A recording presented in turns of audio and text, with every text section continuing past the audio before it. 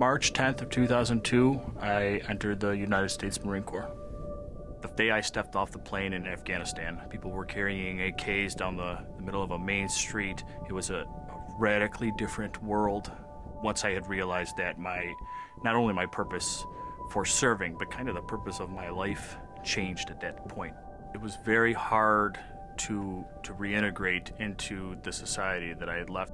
I had done things that many people would never dream of ever having to do. I was really angry. The sleeplessness, the nightmares, it crippled me. I became addicted to opiates and later heroin. However, they became much more of a problem than I had even started out with.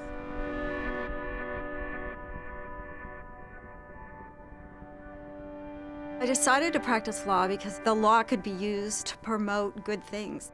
I always talk with my clients because I really want them to understand that I know them and I care about them. I had a young man and he came into court and I said, "What's going on? You just don't seem yourself today." And he said going to his PTSD group sessions made him feel worse. And the next week, this young man overdosed and died.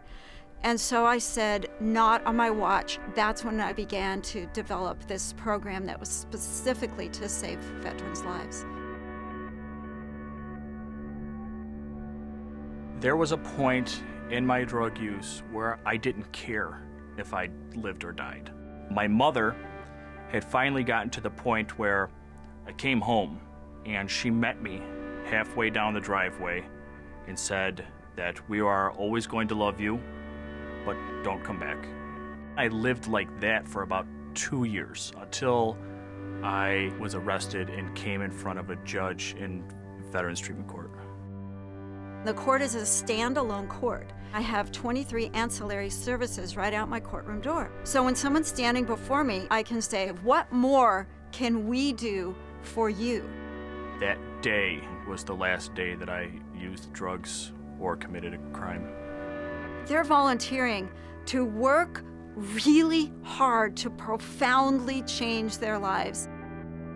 My story is not unique. There's a lot of places in the United States that don't have this opportunity right now. And so a veteran that doesn't have this opportunity doesn't have a future. We are here to save lives. We are here to restore veterans to those human beings that they were before they chose to serve.